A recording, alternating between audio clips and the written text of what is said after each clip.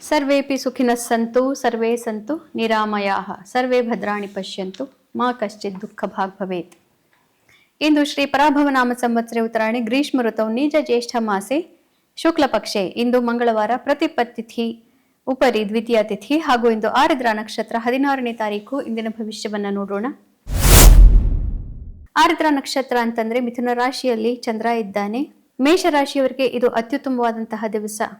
ನಿಮ್ಮ ಪರಾಕ್ರಮ ಇವತ್ತು ಹೆಚ್ಚಾಗಿರುತ್ತೆ ಮತ್ತು ಬೇರೆಯವರು ನಿಮ್ಮೊಡನೆ ಬಹಳ ಸಹಕಾರಿಯಾಗಿ ಮಾತಾಡ್ತಾರೆ. ಹೀಗಾಗಿ ನೀವು ಎಲ್ಲ ಕೆಲಸವನ್ನು ಇವತ್ತು ಸಾಧಿಸಬಹುದು. ಯಾರು ಮಾಧ್ಯಮಗಳಲ್ಲಿ ಇದ್ದೀರಿ ಅಂಥವರಿಗೆ ಇವತ್ತು ಅತ್ಯುತ್ತಮವಾದಂತಹ ದಿವಸ. ವೃಷಭ ರಾಶಿಯವರಿಗೆ ನಿಮ್ಮ ಸಂಸಾರದ ಬಗ್ಗೆ ಮತ್ತು ಕುಟುಂಬದ ಆಗುಹೋಗುಗಳ ಬಗ್ಗೆ ಹೆಚ್ಚಿನ ಗಮನವನ್ನ ಇವತ್ತು ನೀವು ಕೊಡಬೇಕಾಗತ್ತೆ. ಮನೆಯವರ ಜೊತೆ ಹೆಚ್ಚಿನ ಸಮಯವನ್ನ ಕಳೆಯಬೇಕಾಗತ್ತೆ. ಮಿಥುನ ರಾಶಿಯವರಿಗೆ ಉತ್ತಮವಾದಂತಹ ದಿವಸ. ನಿಮ್ಮ ರಾಶಿಗೆ ಚಂದ್ರ ಬಂದಿರೋದ್ರಿಂದ ಅನೇಕ ವಿಚಾರಗಳು ಹಿಂದಿನ 2-3 ದಿನಗಳಲ್ಲಿದ್ದಂತಹ ಮನಸ್ಸಿನ ಬೇಸರ ಎಲ್ಲ ಮಾಯವಾಗಿದೆ. ಮನಸ್ಸಿಗೆ ನೆಮ್ಮದಿ ಮಾರ್ಗದರ್ಶನ ಪ್ರಾಪ್ತಿಯಾಗಿದೆ. ಕರ್ಕ ರಾಶಿಯವರಿಗೆ ಸ್ವಲ್ಪ ಕಷ್ಟಕರವಾದಂತಹ ದಿವಸ. ವ್ಯಯಭಾವಕ್ಕೆ ಚಂದ್ರ ಬರ್ತಾ ಇರೋದ್ರಿಂದ ಭಾವುಕತೆ ತುಂಬಾ ಜಾಸ್ತಿ ಆಗಿರುತ್ತೆ. ಕೆಲವು ಮಿತ್ರತ್ವಗಳಲ್ಲಿ ಒಡಕು ಹಾಗೂ ಮನಸ್ತಾಪಗಳು ಹೆಚ್ಚಾಗೋದ್ರಿಂದ ಈ ಒಂದು ಸಂಬಂಧವನ್ನ ಪಾರ್ಟ್ನರ್ಶಿಪ್ ಇರಬಹುದು, ಬಿಸ್ನೆಸ್ ಪಾರ್ಟ್ನರ್ಶಿಪ್ ಅಥವಾ ಒಂದು ಬರೀ ಮಿತ್ರತ್ವ ಇರಬಹುದು ಅಥವಾ ದಾಂಪತ್ಯದಲ್ಲಿ ಬಹಳನೇ ಕಷ್ಟವಾದಂತಹ ಪರಿಸ್ಥಿತಿ. ನನಗೆ ಇದು ಬೇಕಾಗಿಲ್ಲ ಅನ್ನುವಂತಹ ಒಂದು ಭಾವನೆ ನಿಮಗೆ ಬರಬಹುದು. ಸಿಂಹ ರಾಶಿಯವರಿಗೆ ಅತ್ಯುತ್ತಮವಾದಂತಹ ಗೋಚಾರ. ಮನಸ್ಸಿಗೆ ನೆಮ್ಮದಿ, ಇಷ್ಟ ಅರ್ಥ ಸಿದ್ಧಿ ಮತ್ತು ಗುಂಪುಗಳಲ್ಲಿ ಮಿತ್ರರಿಂದ ಧನಾಗಮ.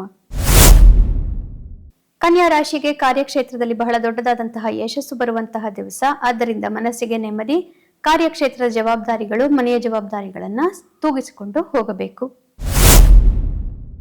ತುಲಾ ರಾಶಿಯವರಿಗೆ ಇಂದು ಭಾಗ್ಯೋದಯವಾಗುತ್ತೆ. ಹಿಂದಿನ 4-5 ದಿನಗಳಲ್ಲಿ ಇದ್ದಂತಹ ಮನಸ್ಸಿನ ವ್ಯಥೆಗಳೆಲ್ಲ ಈಗ ಪರಿಹಾರವಾಗಿರುತ್ತೆ.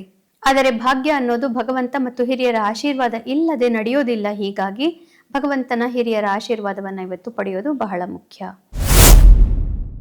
ವೃಶ್ಚಿಕ ರಾಶಿಯವರಿಗೆ ಅತ್ಯುತ್ತಮವಾದಂತಹ ದಿವಸ. ಆದರೂ ಕೂಡ ಮನಸ್ಸಿಗೆ ನಾನಾ ರೀತಿಯ ಕ್ಲೇಶಗಳು ಕಾಡಬಹುದು.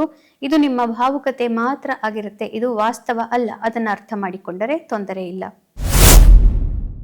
ಧನು ರಾಶಿಯವರಿಗೆ ಉತ್ತಮವಾದಂತಹ ದಿವಸ. ಎಲ್ಲ ದಾಂಪತ್ಯ, ಮಿತ್ರತ್ವ, ಪಾರ್ಟ್ನರ್ಶಿಪ್ ಇತ್ಯಾದಿ ಎಲ್ಲದರಲ್ಲೂ ವಹಿವಾಟುಗಳಲ್ಲೂ ಇವತ್ತು ಯಶಸ್ಸನ್ನ ಕಾಣಬಹುದು.